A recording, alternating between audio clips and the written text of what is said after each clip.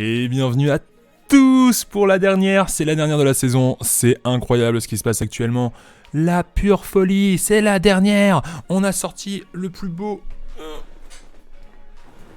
pull de Noël les gars, parce qu'aujourd'hui c'était Noël, aujourd'hui c'est les cadeaux, aujourd'hui c'est la fin, et le plus beau cadeau c'est peut-être ça, c'est peut-être que ça soit enfin fini, qu'on en soit enfin débarrassé de celle-là. Belle épine dans le pied, j'ai envie de vous dire. Qu'on s'est enlevé, ça a mis du temps. Voilà, on a sorti la plus belle pince à épiler et on a mis un petit peu d'alcool dessus. On a essayé de sécuriser cette opération qui a été compliquée. Non, on va arrêter sur les métaphores un peu foireuses. Voilà. La saison est enfin finie. C'était le dernier épisode et oh mon dieu, ce que ça a été compliqué. Je vais pas vous mentir, je suis soulagé. Je suis soulagé que ça soit fini. On en est là. Et pourtant, Dieu sait que il y avait de la hype, il y avait de l'envie. Pour ce dernier épisode, il n'y avait pas vraiment d'envie. Par contre, il y avait de la hype. Il y avait de la hype avec toutes les annonces qu'on a eues, toutes les révélations qu'on a eues en fin d'après-midi, dont on va parler. Parce qu'on est obligé d'en parler.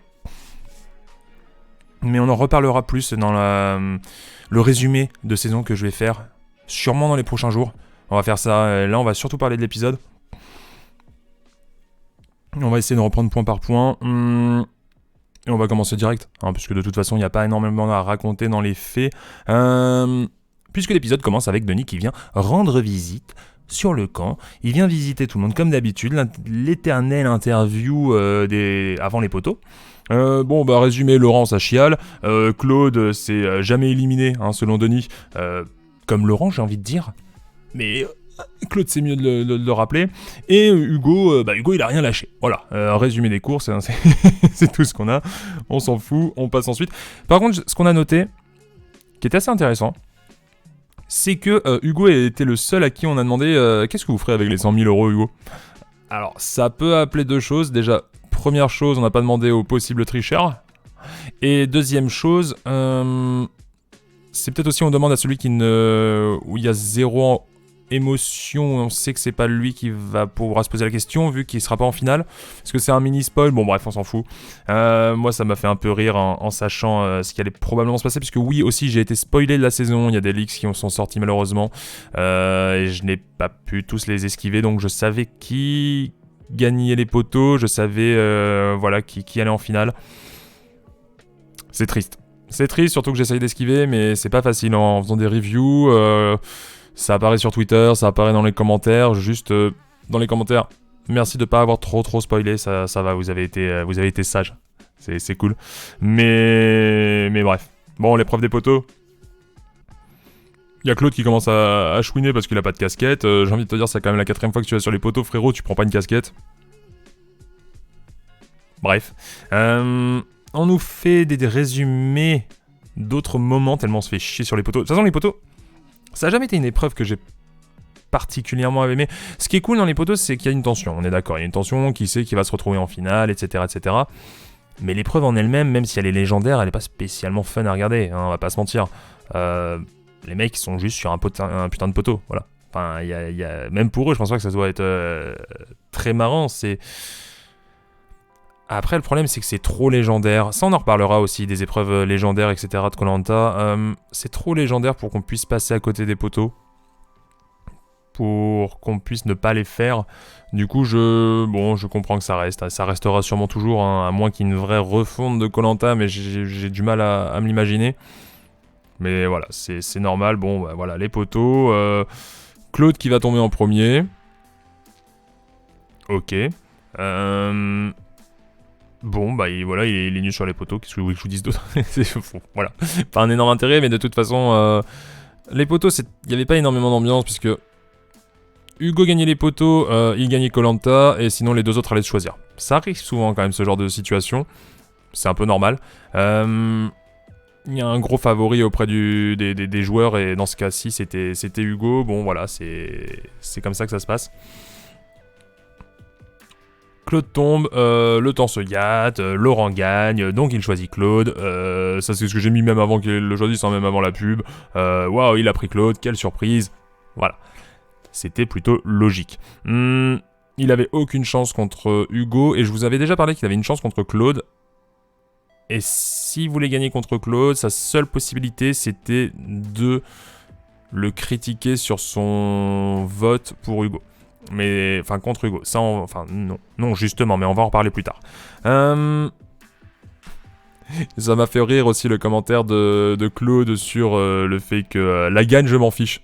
Putain, la vache. Alors, heureusement, mon gars, parce que franchement, vu le nombre de fois qu'il parle de ces putains de victoires, on n'est pas sorti. Claude 2021, quand même, incroyable. Magnifique citation. Alors qu'il parle que des défaites et des victoires. En plus, il revient au campement. De quoi il parle? Il fait... Ouais, bon, ok, ça me fait un peu chier parce que j'ai quand même pas gagné les poteaux. Je suis trop nul sur les poteaux. Mais ce qui me fait surtout chier, c'est de pas avoir gagné l'orientation. Mais frérot, putain, t'es en finale, mais... Alors ok, soit, je peux comprendre que c'est pas sa première fois et qu'il ait de l'ambition s'il veut, mais... Qu'ils nous disent qu'il est pas là pour la gagne, enfin... Mec, il parle que ces putains d'épreuves gagnées ou perdues, quoi. C'est vraiment son seul sujet de conversation. Bon, après on arrive au vote final. Je vais assez vite, hein, parce que vraiment, il n'y a rien à raconter sur cet épisode. On va plutôt parler toutes les conséquences de l'épisode, plutôt que de l'épisode en lui-même. Enfin, qu'est-ce que vous voulez que je vous dise Surtout qu'il n'y a rien qui se passe d'intéressant. Là, même le vote final, moi je me suis demandé, ok, vote final, c'est là où ça peut commencer à être cool. Puisque est-ce que Claude va être démasqué? La grande question, en fait, la seule chance que Claude ne gagne pas à ce moment-là, c'est que tout le monde sache que c'est lui qui a voulu éliminer Hugo depuis des épisodes et des épisodes, et c'est lui le seul qui n'a pas voté contre Hugo pour justement que Hugo vote pour lui après si jamais il se retrouvait en finale. En mode, en gros, juste pour faire du jury management. C'est un terme anglais, hein, il gère le jury, final. C'est quelque chose qui se fait énormément dans Survivor et ça paraît totalement logique. Vous allez éliminer des personnes qui vont devoir voter pour vous après. C'est normal que vous essayiez de les éliminer et que ça se passe pas trop mal. Il y en a peut-être certains, vous allez les sacrifier. Bon, ok, telle et telle personne, je sais qu'ils voteront jamais contre moi, mais peut-être que les autres, grâce à ça, vont voter pour moi. C'est ce qu'on appelle du jury management. C'est ce qu'il a essayé de faire, sauf que c'était tellement cramé. Mais à quel moment ça passe ? Le mec, pendant 3 épisodes, il crache sur Hugo dans le sens où Hugo, faut qu'on l'élimine, sinon il va nous battre, c'est obligé. Je dis pas en tant que personne, je dis pas qu'il ait craché contre lui en tant que personne, mais en tant que joueur, c'était normal. Et il avait raison. Mais sauf que, ensuite, il l'assume pas. Il vote pas contre Hugo pour pas se faire mal voir, alors que Phil va se faire défoncer par la suite, parce que soi-disant, il a trahi Hugo. Par contre, Claude, tout va bien, puisque, oh, maintenant, Claude, t'es un vrai bro, tu n'as jamais voté contre moi. Mais à quel moment, les gars ? À quel moment, Laurent ne se dit pas, ok, je vais utiliser ça pour battre Claude ? Et encore une fois, c'était une saison de merde, et surtout pour ça, et même sans parler de tout ce qui est autour, de toute la triche et de tout ce qu'on va évoquer plus tard, c'était une saison de merde, parce qu'il n'y a même pas, pour le moment final, Laurent n'essaye même pas spécialement de gagner. Personne n'essaye de différencier les deux autres, c'est vraiment juste en mode, je te préfère toi, ils essayent même pas de se défendre, ils essayent même pas d'utiliser leurs armes. Sincèrement, je pense que si Laurent avait utilisé le fait que Claude ait fait un stratagème, etc., que c'était pas le pro chevalier, il aurait pu gagner, mais il a même pas tenté. Vraiment en mode, on s'en fout. Que ça soit toi, que ça soit moi, on s'en fout. Et c'est là où ça fait se poser des questions. Vous voulez vraiment pas gagner ? Enfin, quel est le but ? Je sais pas. Vraiment, c'est ultra bizarre. Bon, on va revenir un peu sur le dernier conseil, parce que voilà, j'attendais peut-être que ça parle de triche, bon, pas du tout. Jade qui a le seum, ok. Phil, au fait, c'est pas la boussole qui t'a vraiment mis dans la merde, c'est surtout que tu sais pas reconnaître des couleurs, mais c'est pas grave. Ça parle de victoire pour Hugo, bon c'est normal, c'est vraiment son truc de la saison. Ça parle d'épreuves pour résumer l'aventure de tout le monde, surtout de ce que vous avez fait dans les épreuves, encore une fois, toujours les épreuves. Ça parle de route faite pour Laurent. Je cite Jade qui, à un moment, va dire que Laurent, il avait déjà... il aurait pu se reposer sur ses lauriers parce que la route était déjà faite pour lui et que pourtant il est venu l'aider elle.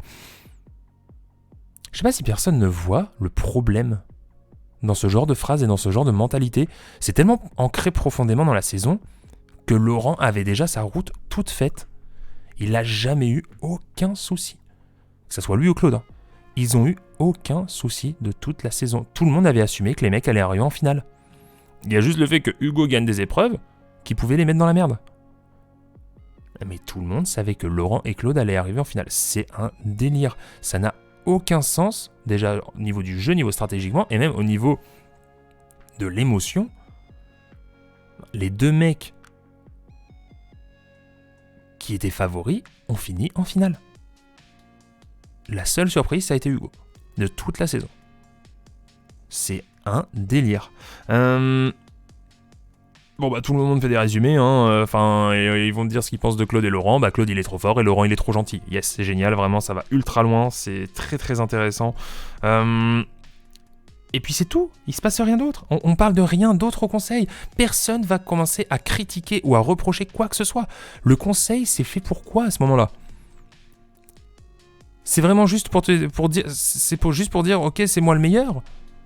Non, c'est moi le plus gentil à la limite. Il y a personne qui va dire ok là j'ai peut-être pas trop aimé ce que tu as fait à ce moment-là. Est-ce que tu peux m'expliquer pourquoi tu as voté contre moi à ce moment-là ? Rien.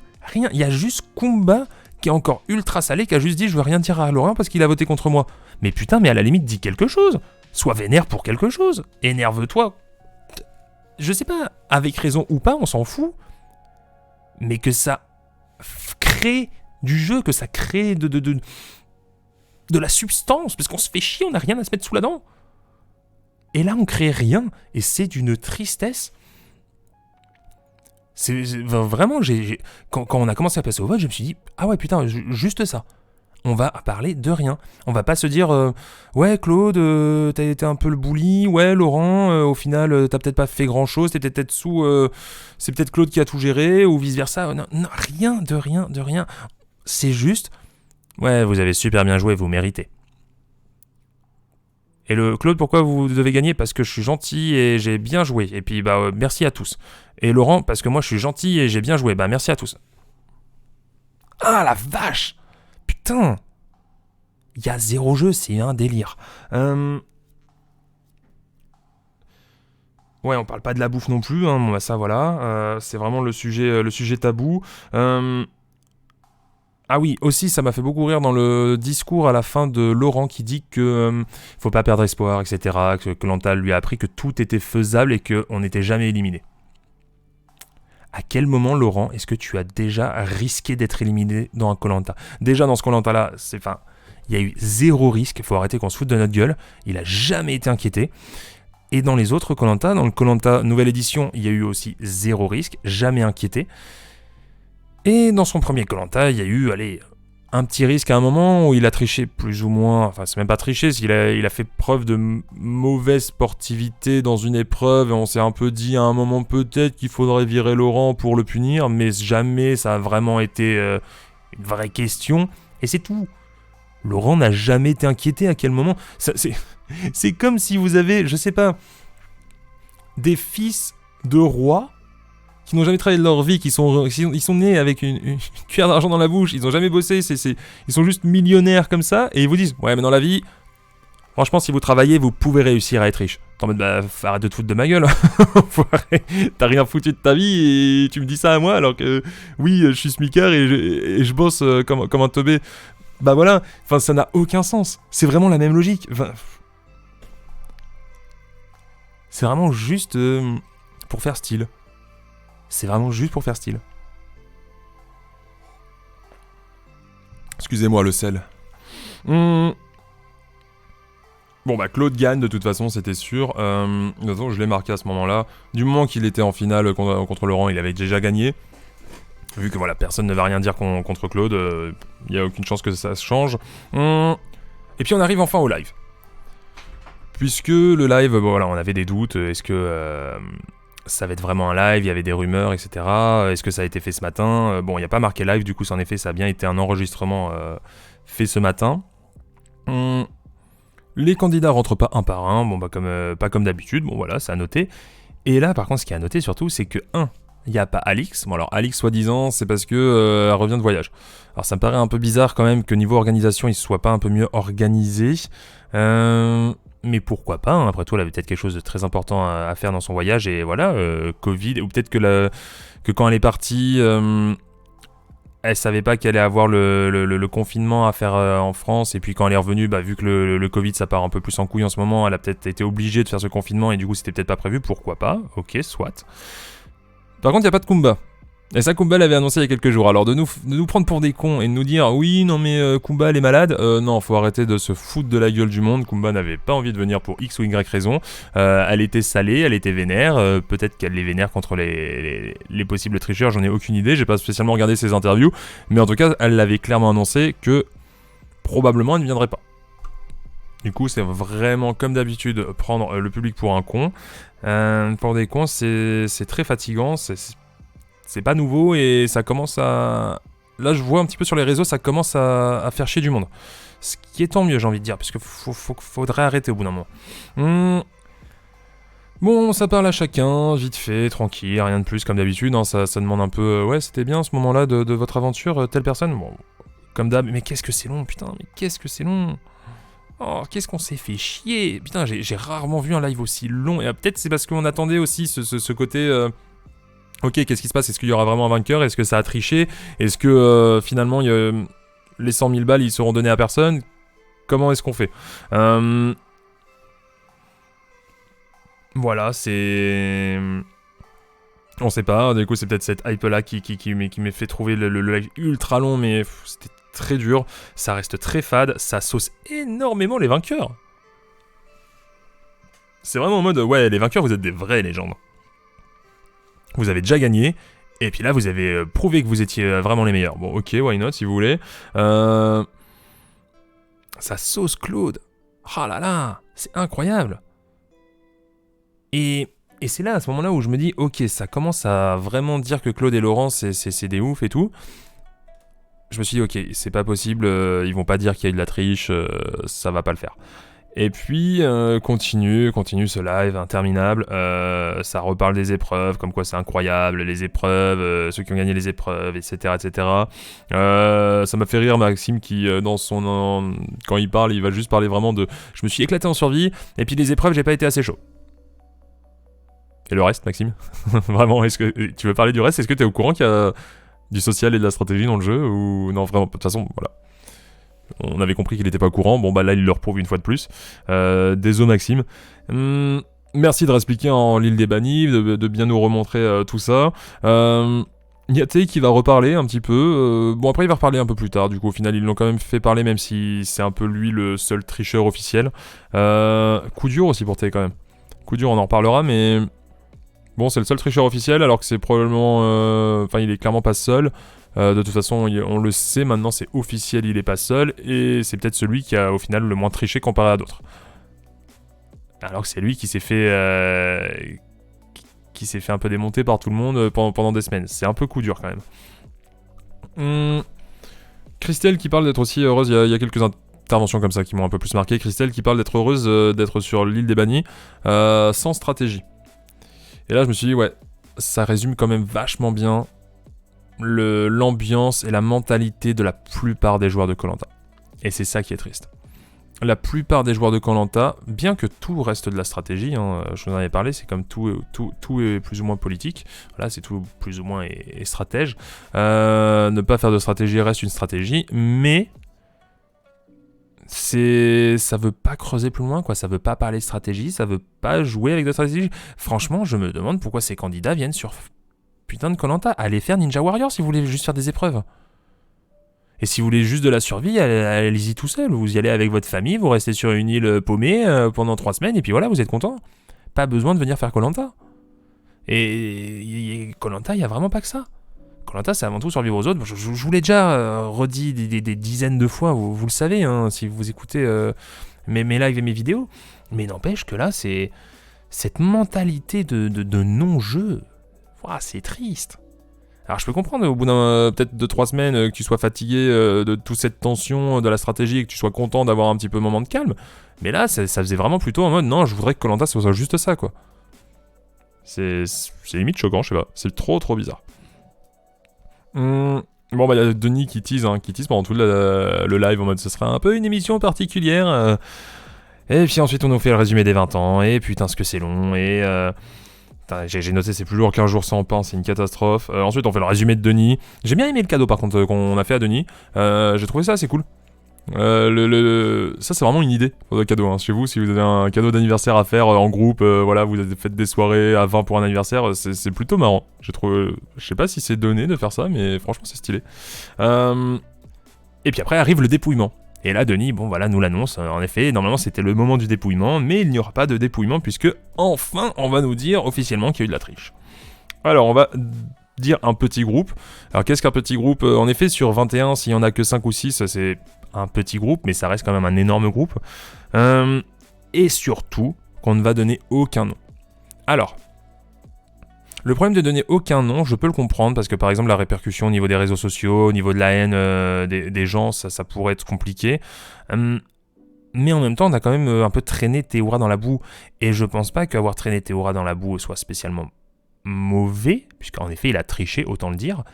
Mais que ça soit le seul qui y passe, c'est quand même incroyable. Et allez pas me dire, oui, mais c'est parce que Théoura, ils l'ont grillé sur le tournage, sur les faits, et du coup, il voulait faire style, etc. C'était quelque chose de déjà tourné. Oui, mais en fait, ils peuvent couper au montage.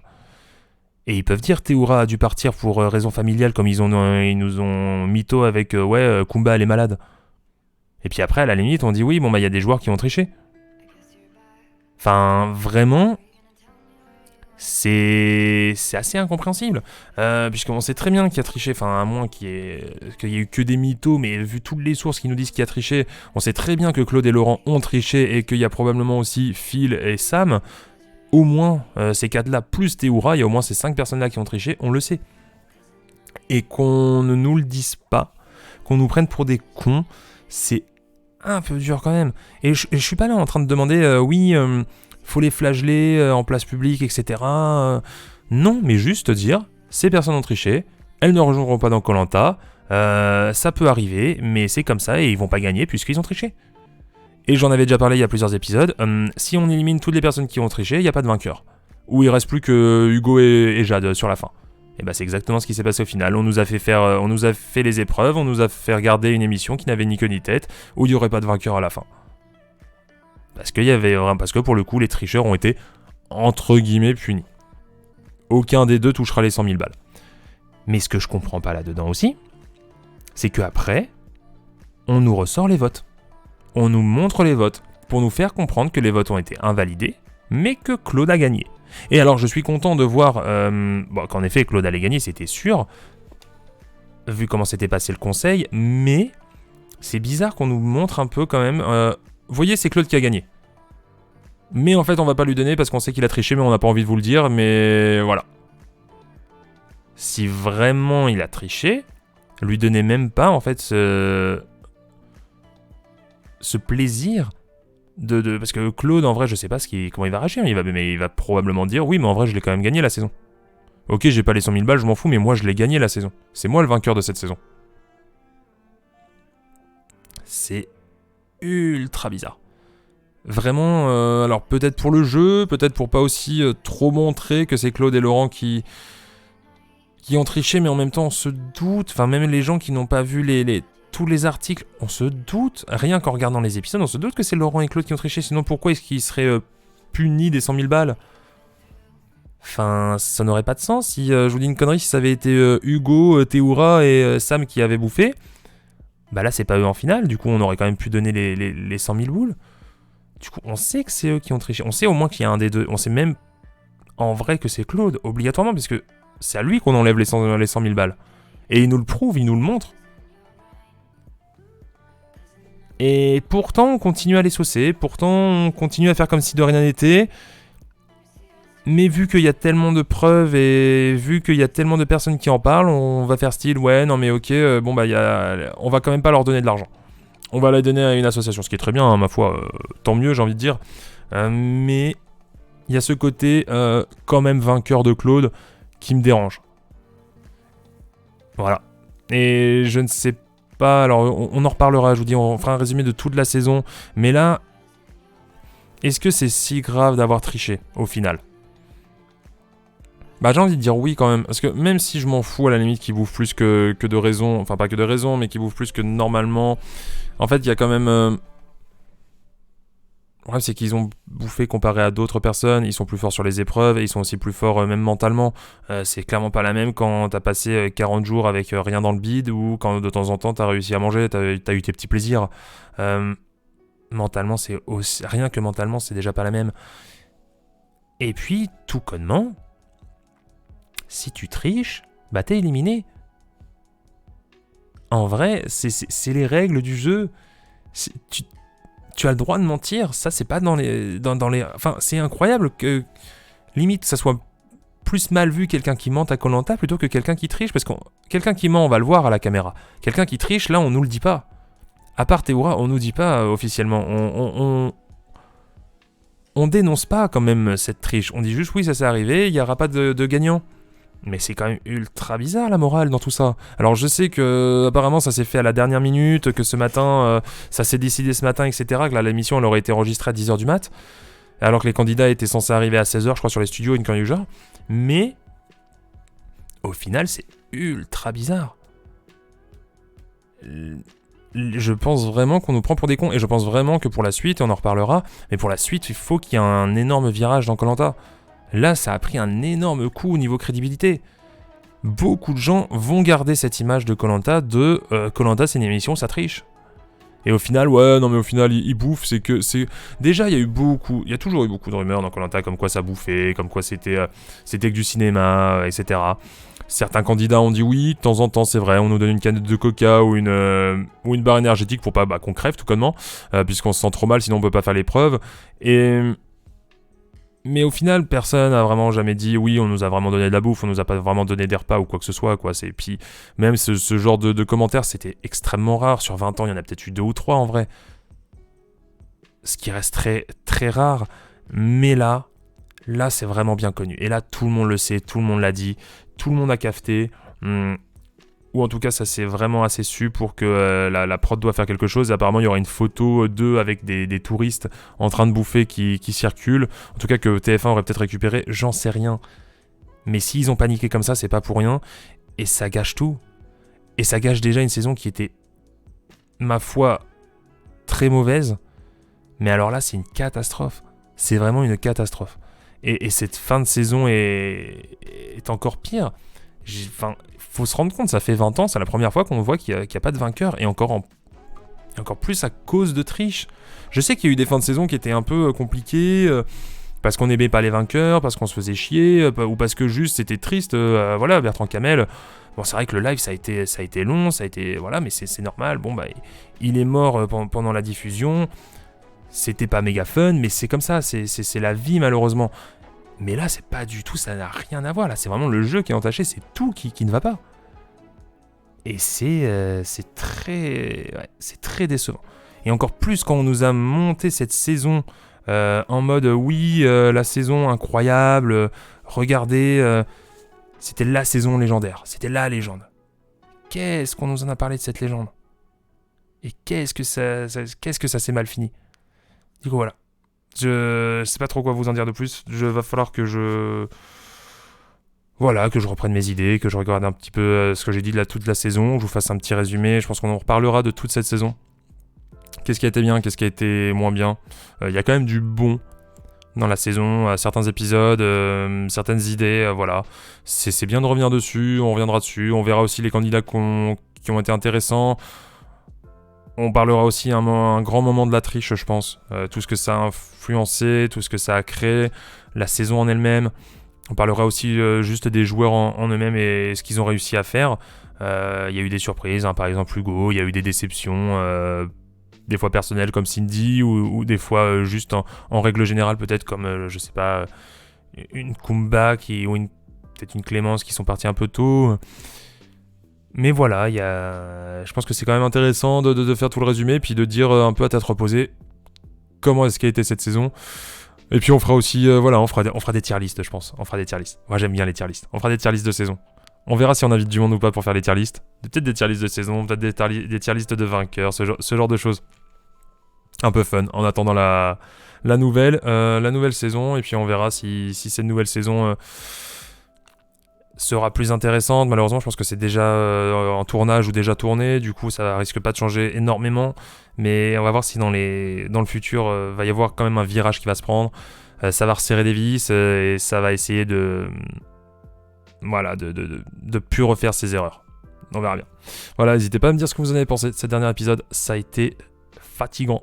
Ça n'a pas toujours été méga fun, mais ça a été très très cool quand même en général de faire ces reviews. Voilà, j'espère que ça vous a fait kiffer. J'espère que vous avez passé un bon moment. Et puis je vous souhaite une très bonne soirée. Voilà, la bise à tous. Et puis on se revoit bientôt. Allez, tchuss.